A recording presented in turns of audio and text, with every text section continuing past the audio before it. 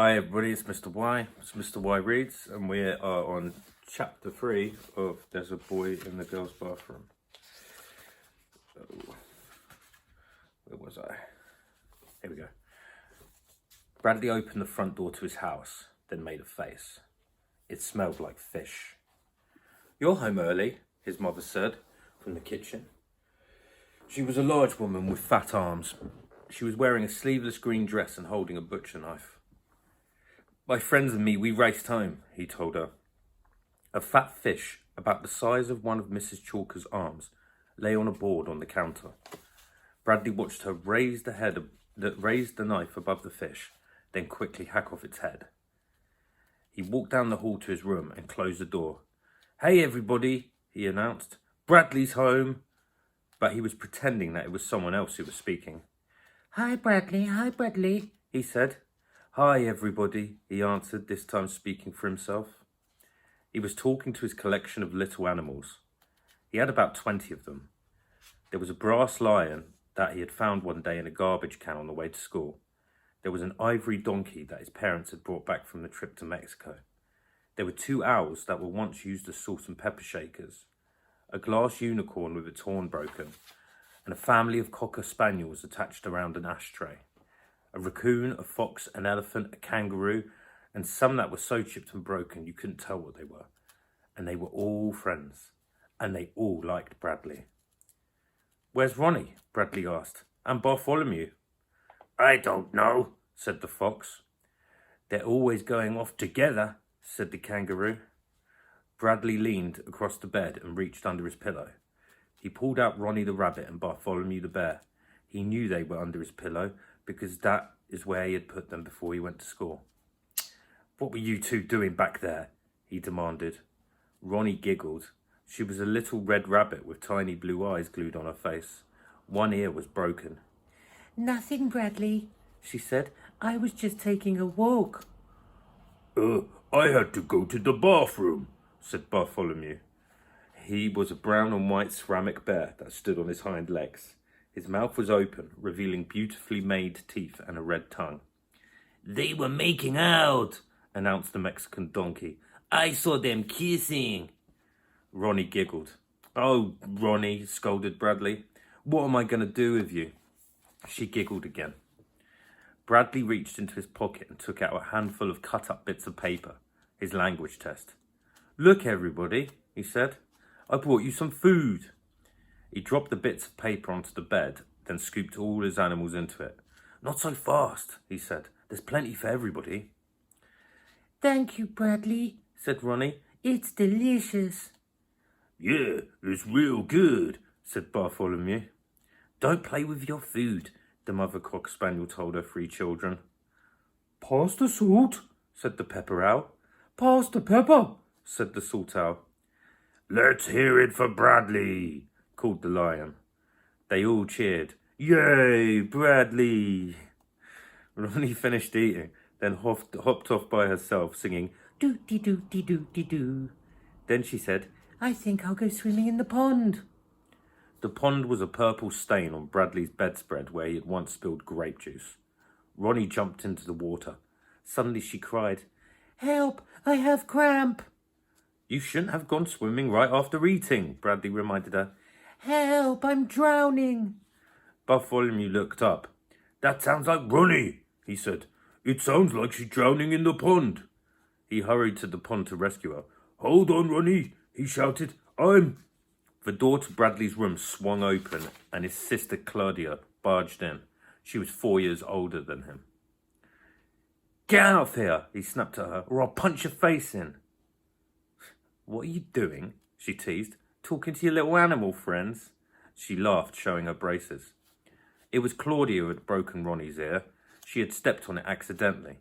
She told Bradley it was his fault for leaving his animal strewn all over the floor. He didn't tell her that Ronnie wasn't on the floor, but lost in the desert. Instead, he had said, "Who cares? It's just a stupid red rabbit." "Mum wants you," said Claudia. "She told me to get you." "What does she want?" "She wants to talk to you. Tell your animals you'll be right back." "I wasn't talking to them," Bradley insisted. "What were you doing then?" "I was arranging them." I was putting them in alphabetical order. It's a project for school. Call my teacher if you don't believe me. Claudia snickered. Although she always made fun of Bradley's animals, she had really felt bad when she stepped on the rabbit. She knew it was Bradley's favourite.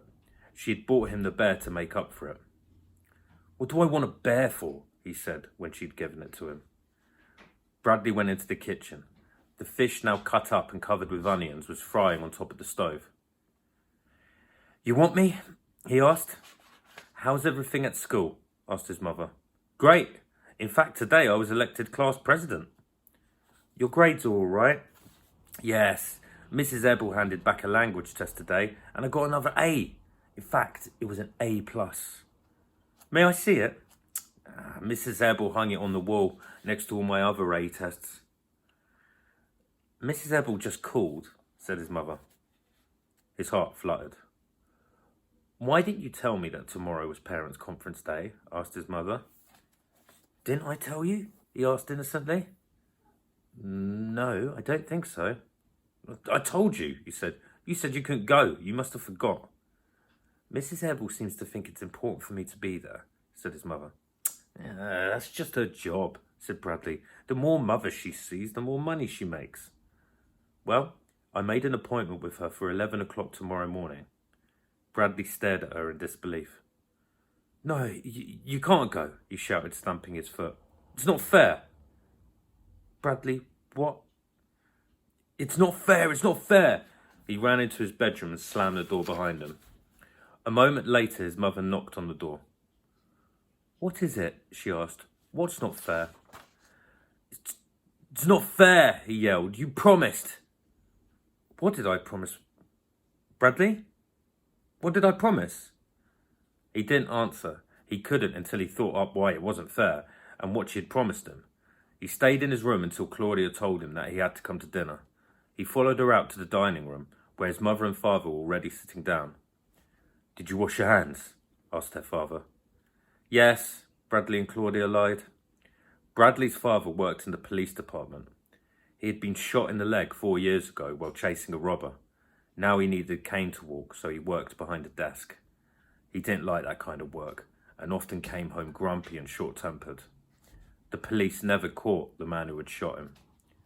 I hate fish, Bradley said as he sat down.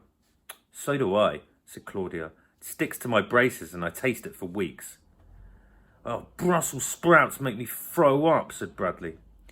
They smell like old garbage, said Claudia. That's enough, said their father. You'll both eat what's on your plates. Bradley held his nose with one hand while he picked up a Brussels sprout with the other and put it whole into his mouth. What's all this nonsense about your mother breaking her promise? Asked his father. Bradley was ready. She promised she'd take me to the zoo tomorrow and now she won't. What? Exclaimed his mother. I never said I'd take you to the zoo. She did too, said Bradley. Since there's no school tomorrow, she said she'd take me to the zoo. I didn't even know there was no school tomorrow until his teacher called me this afternoon, his mother protested. You promised, said Bradley. Okay, said his father. Janet, what time is your appointment tomorrow with Bradley's teacher? 11 o'clock. Okay, you can go to your appointment and still have time to take Bradley to the zoo after lunch. But I never did say I'd take him to the zoo. You did, accused Bradley. And we have to go in the morning. We have to be at the zoo at 11 o'clock. Claudia snickered. Why do you have to be at the zoo at 11 o'clock? He glared at her, then turned back to his father. Because that's when they feed the lions. Claudia laughed. She promised she'd take me to see them feed the lions at 11 o'clock, Bradley insisted. His mother was flabbergasted. I don't even know when they feed the lions. 11 o'clock, said Bradley. Don't lie to your mother, said his father. Really, said Bradley. They feed the lions at 11 o'clock. I don't tolerate lying, said his father. I'm not lying, said Bradley. Call the zoo if you don't believe me. Don't lie to your mother and don't lie to me. Call the zoo. Your mother said she never promised to take you to the zoo. She's lying. Right after he said it, he knew he'd made a mistake. His father turned purple with rage. Don't ever call your mother a liar. Now go to your room. Just call the zoo, Bradley pleaded. Maybe I did tell him I'd take him to the zoo, said his mother. See, said Bradley. Keep it up, Bradley, said his father. Just keep it up. You want to be a criminal when you grow up? You want to spend your life in jail? I see people just like you every day at the police station. Just keep it up. Bradley stared angrily at his father. Not all criminals go to jail, he asserted. What about the man who shot you? I said, go to your room. Bradley stood up from the table. I didn't want to eat this junk anyway. He stomped down the hall into his room and slammed the door. Then he opened it and shouted, Call the zoo! One last time, then slammed it again. He lay on his bed and cried. Don't cry, Bradley, said Ronnie. Everything will be all right. You'll think of something, Bradley, said Bartholomew. You always do. You're the smartest kid in the world. And that's the end of chapter 3. Bradley clearly has significant issues. His only friends are his toys, and he's using them to make himself feel better about his life, often it seems. Right, so that's the end of chapter 3. I'll be back with you guys tomorrow. It's been Mr. Y. It's Mr. Y Reads. Stay safe.